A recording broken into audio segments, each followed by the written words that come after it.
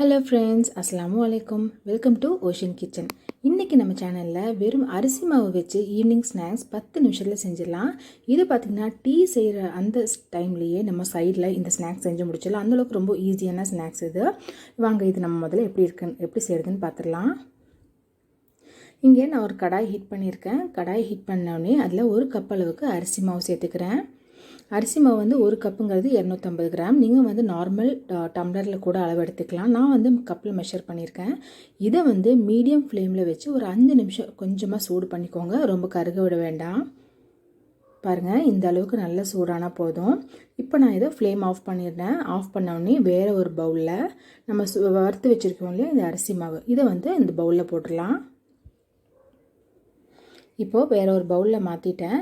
இது வந்து நல்லா ஆறணும். ஒரு 5 10 நிமிஷம் வரைக்கும் நல்லா ஆறட்டும். இதை வந்து நம்ம இப்போ ஒரு ஓரமாக வச்சிடலாம். ஓரமாக வச்சுட்டு இது கூட நம்ம என்னெல்லாம் இன்க்ரீடியன்ஸ் சேர்த்த போகிறோன்னு பாருங்கள். இங்கே நான் ஒரு மிக்சர் ஜார் எடுத்திருக்கேன். அதில் 1/2 கப் அளவுக்கு தேங்காய் சின்ன சின்ன பீசஸாக கட் பண்ணியிருக்கேன். அது இதில் சேர்த்திக்கோங்க. கூடவே ஒரு 4-5 சின்ன வெங்காயம். சின்ன வெங்காயம் சேர்த்ததுக்கப்புறம் ஒரு 1/2 டீஸ்பூன் அளவுக்கு சீரகம், அதுவும் இந்த மிக்சர் ஜாரில் சேர்த்துக்கோங்க. இப்போது இது 3ம் சேர்த்து நம்ம வந்து நல்லா மிக்சரில் அடிக்க போகிறோம். இது வந்து ரொம்ப பேஸ்ட் மாதிரி அரைக்க வேண்டாம், தண்ணி சேர்த்த வேண்டாம். ஜஸ்ட் ரிவர்ஸ் மோடில் ஜஸ்ட் இந்த மாதிரி சாப் பண்ணி எடுத்தால் போதும். பாருங்கள் எந்த மாதிரி பதத்தில் இருக்குன்னு. தண்ணி எதுவுமே சேர்க்கல, இந்த மாதிரி இருந்தால் போதும். குருணையாக இருந்தால் போதும். இப்போ இதை வந்து நம்ம இங்கே வறுத்து வச்சுருக்கோம் இல்லையா மாவு, அது வந்து லைட்டாக ஆறி வருது. இப்போது இந்த மிக்சர் ஜாரில் அடித்து வச்ச இந்த ஐட்டம்ஸ் எல்லாம் இந்த அரிசி மாவு கூட நல்லா சேர்த்துடலாம். சேர்த்து நல்லா இதை மிக்ஸ் பண்ணி விட்டுக்கோங்க. அதே சமயம் அந்த மாவு வந்து நம்ம நல்லா வறுத்து வச்சுருக்க வந்து லைட்டாக சூடு ஆறி வரணும். இப்போ இது கூட வந்து 1/2 டீஸ்பூன் அளவுக்கு ஓமம் வந்து நல்ல ஒரு ஃப்ளேவர் தரும். அதுக்காக இது கூட நமக்கு தேவையான அளவு உப்பு, 1/2 டீஸ்பூன் அளவுக்கு உப்பு சேர்த்திருக்கேன். இதுவும் சேர்த்திக்கோங்க. இது கூட 1 டீஸ்பூன் அளவுக்கு நெய் இல்லைனா வெண்ணெய் கூட சேர்த்திக்கலாம். இது எதுக்குன்னா நல்ல ஒரு சாஃப்ட்னஸ் தரும். அதுக்காக தான். நெய்யோ வெண்ணெயோ நீங்கள் சேர்த்தாமல் இருந்தீங்கன்னா நீங்கள் வந்து சாப்பிடும்போது ரொம்பவும் வந்து ஹார்டாக இருக்கும். அந்த சாஃப்ட்னஸ் தரதுக்காக தான் இதை நான் சேர்த்திருக்கேன். இதெல்லாம் சேர்த்து நல்லா உங்கள் கையால் முதல்ல நல்லா பிசைஞ்சு விட்டுக்கோங்க. நல்லா இந்த மாதிரி பிசையணும். இப்போ இது கூட நம்ம வந்து தண்ணி சேர்த்த போகிறோம். தண்ணி வந்து நல்லா சுடுதண்ணியாக இருக்கணும். சுடுதண்ணி வந்து லைட்டாக இந்த மாதிரி கொஞ்சம் கொஞ்சமாக சேர்த்து ஒரு ஸ்பூனால் நல்லா மிக்ஸ் பண்ணி விட்டுக்கோங்க. உங்கள் கை போட்டிங்கன்னா கொஞ்சம் சுடும். அதனால் கொஞ்சம் கொஞ்சமாக சேர்த்து இந்த மாதிரி ஸ்பூனில் நீங்கள் மிக்ஸ் பண்ணி விட்டிங்கன்னா அந்த சுடுதண்ணி வந்து இந்த மாவு கூட சேரும்போது கொஞ்சம் வந்து உங்களுக்கு கூலாகி வரும்.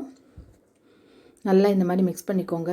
இப்போ வந்து நீங்கள் கை உள்ளே இந்த மாவுக்குள்ளே வச்சிங்கன்னா சூடு தாங்குற அளவுக்கு இருக்கும் இல்லையா, அந்த டைமில் வந்து உங்கள் கையால் நல்லா இதை பிசைஞ்சு விட்டுக்கோங்க. இன்னும் தண்ணி தேவைப்பட்டால் கொஞ்சம் கொஞ்சமாக தண்ணி சேர்த்துனா போதும். அதிகமாக சேர்த்துட்டிங்கன்னா ரொம்பவும் தண்ணி ஆகி வந்து நல்லா இருக்காது. அது வந்து அந்த பால்ஸ் பிடிக்கும்போது உங்களுக்கு கையிலே திரும்ப ஒட்டும். இப்போ பாருங்கள், அளவாக தண்ணி சேர்த்தி இந்த மாதிரி சப்பாத்தி மாவு பதத்தில் இந்த மாதிரி பண்ணிக்கோங்க. இப்போ வந்து ரெடி ஆயிடுச்சு. இப்போ இதை என்ன பண்ணுன்னா சின்ன சின்ன பால் மாதிரி உங்கள் கையால் உருண்டை பிடிச்சிக்கோங்க. நமக்கு வந்து எந்த ஷேப் தேவையோ அந்த ஷேப்பில் நம்ம வந்து பண்ணிக்கலாம். ஆனால் இந்த மாதிரி ரவுண்ட் மாதிரி பால் மாதிரி பிடிச்சிங்கன்னா உங்களுக்கு வந்து சாப்பிட நல்லாயிருக்கும், பார்க்க ரொம்ப டேஸ்ட்டாக இருக்கும். குட்டீஸ்க்கும் சாப்பிட்றதுக்கு ரொம்ப இன்ட்ரெஸ்டிங்காக இருக்கும். அதுக்காக தான் இந்த மாதிரி சின்ன சின்ன பால்ஸ் மாதிரி பிடிச்சி நான் இங்கே ஒரு பிளேட்டில் வச்சிடுறேன். மிச்சம் இருக்க எல்லா மாவையும் அதே மாதிரி தான் ரவுண்ட் பண்ணி நம்ம வந்து இங்கே சைடில் வச்சிடலாம். இது வந்து செய்யறதுக்கு ரொம்ப ஈஸிங்க. 10 - 15 நிமிஷத்தில் நம்ம செஞ்சிடலாம். வீட்டில் இந்த மாதிரி டிஃப்ரெண்ட்டாக செஞ்சு கொடுத்தீங்கன்னா அவங்களுக்கும் குழந்தைங்களுக்கு எல்லாம் ரொம்ப பிடிக்கும், விரும்பி சாப்பிடுவாங்க. பாருங்கள், இங்கே இருக்கிற எல்லா மாவையும் இந்த மாதிரி சின்ன சின்ன பால்ஸாக நான் வந்து ரவுண்ட் பண்ணி வச்சுட்டேன். பார்க்க எவ்வளோ சூப்பராக இருக்குது பாருங்கள். இதை வந்து நம்ம நார்மலாக வந்து எண்ணெயில் வந்து ஃப்ரை பண்ணி எடுக்க போகிறோம். அதுக்கு நான் இங்கே ஒரு கடையில் தேவையான அளவு எண்ணெய் சேர்த்தி அதை நல்லா ஹீட் பண்ணிக்கிறேன். ஹீட் பண்ணோடனே நம்ம பால் பண்ணி வச்சுருந்தோம் இல்லையா இந்த மாவு, இதை வந்து ஒவ்வொரு பாலாக இதில் போட்டு நல்லா ஃப்ரை பண்ணி எடுத்துக்கோங்க. மீடியம் ஃப்ளேமில் இருந்தால் போதும். ரொம்ப ஹை ஸ்பீடில் வச்சிங்கன்னா மேலே சீக்கிரமாக வந்துடும், ஆனால் உள்ளே வந்து பச்சையாக இருக்கும். மீடியம் ஃப்ளேமில் வச்சுக்கோங்க.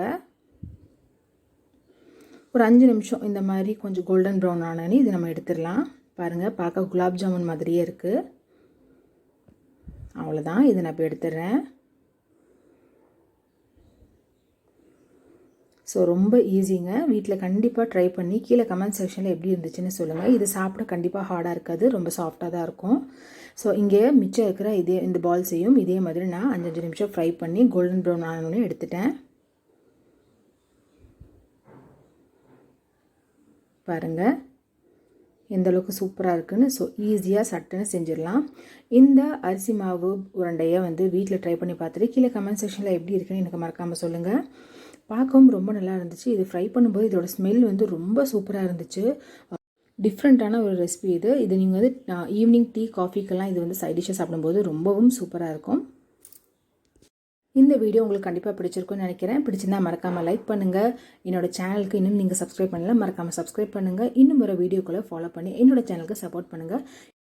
இனி அடுத்தது உங்களுக்கு இதை விட நல்ல ஒரு வீடியோன்னு உங்களை நான் சந்திக்கிறேன். அதுவரை ஓஷின் கிச்சன். பாய்.